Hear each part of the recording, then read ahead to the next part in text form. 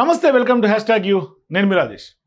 తెలంగాణ రాష్ట్ర రాజకీయాల్లో కోమటిరెడ్డి సోదరులు అంటే పక్కాగా ఒక బ్రాండ్ ఉన్నటువంటి మాట. మరి అది ఒకనాటిది. ఇప్పుడు తాజాగా కోమటిరెడ్డి రాజగోపాల్ రెడ్డి సొంతంగానే బ్రాండ్ ఎలివేట్ అవుతున్నటువంటి సందర్భం కనిపిస్తూ ఉంది. అంటే ఎప్పుడైతే కాంగ్రెస్ పార్టీకి ఆయన మరొకసారి రావటం, హైప్ క్రియేట్ చేసుకోవటం, మరోవైపు ఎప్పుడైతే సీఎం రేవంత్ రెడ్డి మాటల్ని కూడా తప్పుపడతా ట్వీట్ చేశాడో, ఆ ట్వీట్ తర్వాత అతి పెద్ద చర్చ తెలంగాణ వ్యాప్తంగా జరుగుతోంది. సో ఈ నేపథ్యంలో ఆయన ట్వీట్లో కానీ లేదంటే కనుక ఎక్కడ కూడా కాంగ్రెస్ పార్టీ లైన్ ఆయన క్రాస్ అయ్యారంటే కనపట్ల. మరీ ముఖ్యంగా ఆయన కాంగ్రెస్ హార్డ్ కోర్ వాది కాబట్టి ఖచ్చితంగా జాతీయ స్థాయిలో కాంగ్రెస్ భావజాలం ఏదైతే ఉందో, కాంగ్రెస్ ఐడియాలజీ ఉన్నటువంటి మనిషిగా కాంగ్రెస్ ఐడియాలజీతోటే ఆ ట్వీట్ చేశారు. జాతీయ స్థాయిలో ఖచ్చితంగా ఇది కరెక్ట్ కాదు అనేది మాత్రమే ఆయన ఖండించడం జరిగింది. కానీ ఆయన ట్వీట్ తర్వాత ఇక కోమటిరెడ్డి రాజగోపాల్ రెడ్డి తిరగబడిపోయాడని, కోమటిరెడ్డి రాజగోపాల్ రెడ్డి ఎమ్మెల్యే పదవికి రాజీనామా చేసి బైపోల్ తీసుకొచ్చే దిశగా ఆయన వ్యూహాలు రచిస్తున్నాడని, ఇట్లా తెలంగాణ పొలిటికల్ సర్కిల్స్లో విస్తృతమైనటువంటి స్పెక్యులేషన్స్ జరుగుతూ ఉన్నాయి. సో వాస్తవానికి ఇప్పుడు కోమటిరెడ్డి రాజగోపాల్ రెడ్డి నిజంగా అసంతృప్తిలో ఉంటే, కోమటిరెడ్డి రాజగోపాల్ రెడ్డికి మంత్రి పదవి ఇవ్వలేదన్న మాట అయితే వాస్తవం. ఆయన అసంతృప్తి కూడా వాస్తవమే. కానీ ఆయన రాజీనామా చేసేంత అసంతృప్తి ఆయన లేదు. ఎందుకంటే ఆయన నిత్యం ప్రజల మనిషి, ప్రజల్లో తిరుగుతున్నటువంటి మనిషి. ఆయన నియోజకవర్గాన్ని అంటిపెట్టుకొని నియోజకవర్గ ప్రజలందరినీ కూడా సొంత కుటుంబ సభ్యులుగా ట్రీట్ చేసే మనస్తత్వం కోమటిరెడ్డి రాజగోపాల్ రెడ్డిది. సో అందుకని ఆయన ఉన్నట్టుగా మాట్లాడే వ్యక్తిత్వం ఉన్నటువంటి కోమటిరెడ్డి రాజగోపాల్ రెడ్డి సీఎం వ్యాఖ్యల్ని, ఆ స్టేట్మెంట్ని మాత్రమే తప్పుపట్టాడు.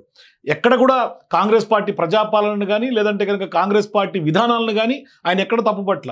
మరోవైపు జాతీయ స్థాయిలో అధిష్టానం ఆదేశాలు ప్రకారమే నడవాలి అనే ఒక ఆలోచనతోటే ఆ రోజు ఆ ట్వీట్ చేశాడు. కానీ దాన్ని చిలువలు పలవలు చేసి కొంత కుట్రలు బన్ని ఈయనకి రేవంత్ రెడ్డి గారికి ఏదో గ్యాప్ వచ్చేసినట్టుగా, మరి ఈయన వ్యవహారం మీద సీఎం రేవంత్ రెడ్డి గారు గరం అవుతున్నట్టుగా, ఇట్లా డిఫరెంట్ ప్రచారం తెలంగాణ రాష్ట్ర రాజకీయాల్లో ప్రజల్ని తప్పుదోవ బట్టి గందరగోళం చేసే పరిస్థితి క్రియేట్ చేస్తూ ఉన్నారు కొంతమంది. అంటే ఇక్కడ ఏం జరుగుతుందంటే, కాంగ్రెస్ పార్టీ అనగానే ప్రజాస్వామ్యం ఎక్కువగా ఉన్నటువంటి పార్టీ, అంటే ఉన్నట్టుగా కొంత ఓపెన్గా మాట్లాడుకొని సమస్యలు సాల్వ్ చేసుకునేటువంటి పార్టీ కాంగ్రెస్ పార్టీ. ఇప్పుడు వాస్తవానికి అటువంటి వ్యవహారంలో భాగంగానే ఆయన ఓపెన్గా ఉన్నట్టుగా ఆయన స్టేట్మెంట్ ఆయన చేశాడు. దానికి మద్దతు కూడా పెరుగుతోంది. ఎందుకంటే Congress party hard core sympathisers కానీ కాంగ్రెస్ పార్టీ వాదులందరూ కూడా కోమటిరెడ్డి రాజగోపాల్ రెడ్డి చేసినటువంటి ట్వీట్ని సపోర్ట్ చేస్తున్నారు. ఆ ట్వీట్ ఏమీ వివాదాస్పదంగా ఏం లేదు, కానీ అక్కడ ఆ వ్యాఖ్యల్ని తప్పుపట్టేలాగే ఉన్నాయి. అయితే ఇవాళ జరుగుతున్నటువంటి పరిణామాలు చూస్తూ ఉంటే, జరుగుతున్నటువంటి వ్యవహారం చూస్తూ ఉంటే, మునుగోడులో బై ఎలక్షన్స్ వచ్చేస్తున్నాయి. అంటే ఎక్కడ ఏది జరిగినా ఆ నియోజకవర్గంలో బై ఎలక్షన్సే. రాజాసింగ్ పార్టీని సస్పెండ్ అయిపోతే ఆ నియోజకవర్గంలో బై ఎలక్షన్స్ వచ్చే అవకాశాలు ఉన్నాయి. ఇప్పుడు కోమటిరెడ్డి రాజగోపాల్ రెడ్డి కొంత ఆయన వాస్తవానికి కాంగ్రెస్ పార్టీ ఆయనకు మాట ఇచ్చింది, మాట తప్పింది. ఇప్పటిదాకైతే ఆ మాట మళ్ళీ ఇంకా నెక్స్ట్ 3 మంత్రి పదవులు ఉన్నాయి కాబట్టి ఆ 3 మంత్రి పదవుల్లో ఇస్తామని కొంత నచ్చ చెప్తున్నటువంటి సందర్భాలు కాంగ్రెస్ పార్టీలో కనిపిస్తుంది. అది స్పష్టంగా బయటకే చెప్తున్నారు. ఎందుకంటే టీపీసీసీ అధ్యక్షుడిగా ఉన్నటువంటి మహేష్ కుమార్ గౌడే కోమటిరెడ్డి రాజగోపాల్ రెడ్డికి మేము మాట ఇచ్చే మేము కాంగ్రెస్ పార్టీలో తీసుకున్నాం ఆయన స్వయంగా చెప్పాడు. సరే, ఇక ఈక్వేషన్స్, పొలిటికల్ ఈక్వేషన్స్ ఎందుకు ఇవ్వట్లేదు, ఏ సందర్భంగా ఇవ్వట్లేదు, మరి ఇప్పుడు స్థానిక సంస్థల ఎన్నికలు వస్తున్నాయి కాబట్టి ఏ విధంగా ఎదుర్కొంటారు, ఇదంతా కాంగ్రెస్ పార్టీ ఇంటర్నల్ పాలిటిక్స్, అది మనం ఊహించలేం. కానీ ఆయనకు జరిగినటువంటి వ్యవహారము, ఆయనకు జరిగినటువంటి మాట ఇచ్చి మోసపోవటం అయితే మాత్రం పక్కా. అయితే ఇక్కడ ఆయన ఇక మునుగోడులో విస్తృతంగా ప్రజల్లో తిరుగుతున్నాడు కాబట్టి ప్రజల్లో తిరిగి ఆయన ఓన్గా కొంత బిల్డప్ చేసుకొని ఆయన రాజీనామా చేస్తాడు, ఆయన సత్తా ఎంతో చాటాలనుకున్నాడు అనే ప్రచారం విస్తృతంగా పొలిటికల్ సర్కిల్స్లో జరుగుతుంది. నిజంగా కూడా ఆయన సత్తా కొత్తగా చాటాల్సినటువంటి అవసరం అయితే రాజగోపాల్ రెడ్డికి లేదు. సో గతంలోనే మునుగోడు ఉప ఎన్నికలను తీసుకొచ్చినటువంటి చరిత్ర ఉంది. ఆనాడు తెలంగాణ రాష్ట్ర రాజకీయాల్లో బీఆర్ఎస్ గురించి మరియు ముఖ్యంగా కేసీఆర్ యొక్క దొరల పాలన గురించి కూడా మాట్లాడినటువంటి వాళ్ళు అంత పెద్దగా లేరు. కానీ ఆ రోజు కూడా దొరల పాలనకు వ్యతిరేకంగా ఆయన బీజేపీలకు వెళ్ళి కొట్లాడినటువంటి చరిత్ర.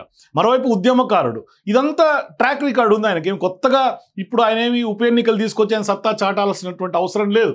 ఆ సత్తా ఆయనకు ఉంది కాబట్టే కాంగ్రెస్ పార్టీ ఆ రోజు తీసుకొని వచ్చి రాజగోపాల్ రెడ్డిని కొంత రాజగోపాల్ రెడ్డితో పాటు ఇప్పుడున్నటువంటి మంత్రి ఉన్నటువంటి వివేక్నైనా లేదంటే కనుక చాలా మంది కాంగ్రెస్ పార్టీలకు అప్పుడు ర్యాలీ అయ్యారు.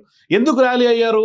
బీఆర్ఎస్ పార్టీ మీద ఉన్నటువంటి వ్యతిరేకతతోటి కాంగ్రెస్ పార్టీకి ర్యాలీ అయ్యారు. ఎందుకంటే కాంగ్రెస్ పార్టీ ఖచ్చితంగా అధికారం తీసుకురావాలి అని హార్డ్ కోర్ కాంగ్రెస్ పార్టీ వాదులందరూ తాటి మీదకి వచ్చారు ఆ రోజు ఎలక్షన్స్ కంటే ముందు. సో ఆ నేపథ్యంలో ఆయనకి ఖచ్చితంగా మాట ఇచ్చారు. ఇదంతా కూడా కాంగ్రెస్ పార్టీ అంతర్గతం. అయితే ఇక్కడ ప్రధానంగా ఇప్పుడు మునుగోడులో రాజకీయం మారబోతోంది. ఆయన విస్తృతంగా ప్రజల్లో తిరుగుతున్నాడు. ఇప్పుడు ఉప ఎన్నికలు వచ్చేస్తాయి. ఉప ఎన్నికలు ఎందుకు వస్తాయి? ఆయన ప్రజల్లో అక్కడ ఉన్నటువంటి ఎమ్మెల్యే, ఆ నియోజకవర్గ శాసనసభ సభ్యులు, అక్కడ ఉన్నటువంటి ప్రజలకు అందుబాటులో ఉండాల్సినటువంటి బాధ్యత, రెస్పాన్సిబిలిటీ ఆయనకు ఉంది. మరి అటువంటి టైంలో ఉప ఎన్నికలు ఎందుకు వస్తాయి? ఆయన నియోజకవర్గంలో విస్తృతంగా పర్యటిస్తే ఇప్పుడేదో ఆయన రాజీనామా చేసేసి సత్తా చాటాలనుకుంటున్నాడు. ఇది తప్పుదో పట్టించే రాజకీయంగా కనిపిస్తోంది. మరొక అంశం, ఇక్కడ రేవంత్ రెడ్డి గారు ఒక స్టేట్మెంట్ ఆయన తప్పుపడితే ఇక రేవంత్ రెడ్డి గారు ఆయన మీద సీరియస్ అయిందని ఒక ఎపిసోడ్ అయితే ఫోన్ ట్యాపింగ్ ఎపిసోడ్ని తెర మీద తీసుకొస్తుంది బీఆర్ఎస్ పార్టీ ఈ వ్యవహారంలోకి. అంటే ఇక్కడ లేని అంశాలను క్రియేట్ చేసి ప్రజల్ని తప్పుదో పట్టించి గందరగోళం సృష్టించి పార్టీలో కూడా అలజడి సృష్టించే దిశగా కొంత డ్రైవ్ చేస్తోంది, కొంత కుట్రలు పన్నుతున్నారు. అంటే ఫోన్ ట్యాపింగ్ అంశం కోమటిరెడ్డి సోదరుల యొక్క ఫోన్ ట్యాపింగ్ అయిందని, లేదు అంటే phone tapping CM Revanth Reddy ప్రభుత్వం చేస్తోందని, అంటే బీఆర్ఎస్ పార్టీ యొక్క వాదనని కోమటిరెడ్డి రాజగోపాల్ రెడ్డి అన్నట్టుగా కొన్ని పేపర్ కథనాలు సోషల్ మీడియాలో విస్తృతంగా క్రియేట్ చేసి దుష్ప్రచారం చేస్తున్నారు. అంటే సీఎం రేవంత్ రెడ్డి మీద ఒక స్టేట్మెంట్ ఆయన తప్పుపడితే దాన్ని వక్రీకరించి వక్రభాష్యం చెప్పి ఆయన అంటే కోమటిరెడ్డి రాజగోపాల్ రెడ్డి భుజం మీద గన్ను పెట్టి సీఎం రేవంత్ రెడ్డిని కాల్చే పరిస్థితికి బీఆర్ఎస్ పార్టీ దిగజారిపోతుంది. అంటే ఎంత రాజకీయాలు ఎంత దిగజారిపోతున్నాయి చూడండి. అంటే అది పూర్తిగా అంతర్గత విషయం. మరో ముఖ్య అంశం ఏంటంటే పార్లమెంట్ ఎన్నికల నాడు కూడా సీఎం రేవంత్ రెడ్డి కోమటిరెడ్డి రాజగోపాల్ రెడ్డి ఇంటికి వెళ్ళాడు. భువనగిరి ఎంపీ చామల కిరణ్ కుమార్ రెడ్డిని గెలుపులో కూడా చాలా కీలక పాత్ర ఆ రోజు కోమటిరెడ్డి రాజగోపాల్ రెడ్డి పోషించారు. ఇది జగమెరిగినటువంటి సత్యం, యావత్ తెలంగాణ చెప్పుకునే సత్యం. ఇది కొత్తగా ఏమీ చెప్పేది కాదు. కానీ కోమటిరెడ్డి రాజగోపాల్ రెడ్డి గురించి కాంగ్రెస్ పార్టీలో కాదు తెలంగాణ అంతా తెలుసు. ఉద్యమకారుడు, మరోవైపు ఎప్పటి నుంచో ఆయన రాజకీయాలైనా ప్రజలతో ఉన్నటువంటి కనెక్టివిటీ అయినా ఏ విధంగా ఉంటుంది, ఎంత బోలా శంకరుడుగా ఉంటుంది అందరికీ తెలుసు. మరి ఇటువంటి సందర్భాల్లో ఇప్పుడు స్థానిక సంస్థల ఎన్నికలు రాబోతా ఉన్నాయి. మరి అది పక్కన పెట్టి ఇప్పుడు వీళ్ళిద్దరి మధ్య ఏదో గ్యాప్ క్రియేట్ అయిపోయినట్టుగా, పచ్చగడ్డేస్తే బగ్గుమనేటట్టుగా, అంటే కాంగ్రెస్ పార్టీలో అలజడి సృష్టించే కుట్ర బీఆర్ఎస్ పార్టీ కొందరు గిట్టనటువంటి వాళ్ళు చేస్తున్నటువంటి ప్రక్రియ మనకు ఖచ్చితంగా కనిపిస్తుంది. అందుకని ఇప్పుడు లేనిపోని స్పెక్యులేషన్స్ క్రియేట్ చేసి తెలంగాణ రాజకీయాల్లో ఒక కన్ఫ్యూజన్ వాతావరణం కాంగ్రెస్ పార్టీలో అలజడి జరుగుతోంది. కాంగ్రెస్ పార్టీ ఇక ప్రజల్లో చులకన అయిపోయే దిశగా దాన్ని డ్రైవ్ చేస్తున్నట్టుగా కనిపిస్తుంది. అందుకనే ఇప్పుడు నిజంగానే మునుగోడులో బైపోల్ సాధ్యం అంటే అసలు సాధ్యం కాదు. ఆయన రాజీనామా చేసే పరిస్థితి కనిపించట్లేదు, సాధ్యం కాదు. మరోవైపు సీఎం రేవంత్ రెడ్డికి కోమటిరెడ్డి రాజగోపాల్ రెడ్డికి కూడా టర్మ్స్ బాగానే ఉన్నాయి. ఓపెన్గా స్టేట్మెంట్ చేసినంత మాత్రాన శత్రువులు అయ్యే అవకాశాలు లేదు. ఎందుకంటే భిన్నాభిప్రాయాలు ఉండొచ్చు, ఏదన్నా ఒక అంశం మీద భిన్నాభిప్రాయాలు ఖచ్చితంగా ఉంటుంది. ఏ పార్టీ అయినా ఏ కుటుంబం అయినా ఎవరికైనా భిన్నాభిప్రాయాలు ఉంటాయి, ఎవరి అభిప్రాయం వాళ్ళది. అట్లని చెప్పేసి మొత్తం పాలసీలని తప్పుపట్టి ప్రభుత్వ పాలనని తప్పుపట్టేంత పరిస్థితి ఇక్కడ అయితే కనిపించట్ల. ఈ సందర్భంగా అంటే ఒక రకంగా ఏమైందంటే జరుగుతున్నటువంటి పరిణామాల్ని వాళ్ళు దాన్ని తప్పుగా ఓన్ చేసుకుంటున్నటువంటి పరిస్థితి కనిపిస్తుంది. అంటే రాజకీయం ఎంత డేంజర్గా జరుగుతుంది చూడండి తెలంగాణ రాష్ట్ర రాజకీయాల్లో. అందుకనే ఇప్పుడు ఖచ్చితంగా కాంగ్రెస్ పార్టీ అయినా మాట నిలబెట్టుకుంటే బీఆర్ఎస్ పార్టీ ఈ కాంగ్రెస్ పార్టీ పంచాయతీలకు దూరే అవకాశం లేదు. వీళ్ళు ఛాన్స్ ఇచ్చినంత కాలం ఇతర పార్టీ వాళ్ళు దూరి దీన్ని ఇంకా చిన్న ఇష్యూని కాస్త పెద్దగా చేసి భూతద్దంలో చూపించి ప్రజల ముందు కాంగ్రెస్ పార్టీని చులకం చేసే అవకాశం కనిపిస్తుంది. మరోవైపు కాంగ్రెస్ పార్టీలో ఉన్నటువంటి కార్యకర్తలందరూ కూడా కోరుకుంటుంది కూడా అదే. అంటే వాళ్ళకి అవకాశాల కోసం చాలామంది హార్డ్ కోర్ కార్యకర్తలు కోరుకుంటారు. నేను గత నుంచి కూడా ఇదే మాట్లాడుతూ ఉన్నా. అందుకనే ఇప్పుడు ఇక్కడ తప్పుపట్టాల్సినటువంటి అంశాలు ఏం లేవు. అందరూ కూడా కోమటిరెడ్డి రాజగోపాల్కి సపోర్ట్ చేస్తున్నటువంటి పరిస్థితి కనిపిస్తుంది.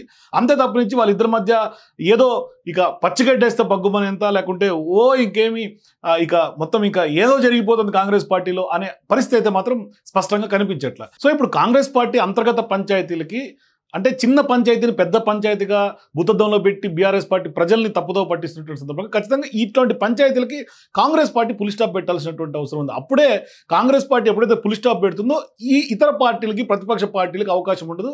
ఖచ్చితంగా ప్రజల్లోకి మరింత విస్తృతంగా ఏదైతే సీఎం రేవంత్ రెడ్డి అనుకుంటున్నాడో కాంగ్రెస్ పార్టీ ప్రజాపాలన లేకుంటే కాంగ్రెస్ పార్టీ చేస్తున్నటువంటి అభివృద్ధి సంక్షేమ కార్యక్రమాల్ని ప్రజల్లోకి బలంగా తీసుకెళ్లే అవకాశం ఉంటుంది. లేదు అంటే పార్టీలో ఏదో జరుగుతుంది అనే ఒక స్పెక్యులేషన్స్, అనవసరమైనటువంటి రాద్ధాంతం తప్పితే ఉపయోగపడే ప్రజలకు అవసరం వచ్చేది అంటే, ఎందుకంటే ఇప్పుడు ఆయన లక్ష్యం కూడా క్లియర్గా కనిపిస్తూ ఉంది.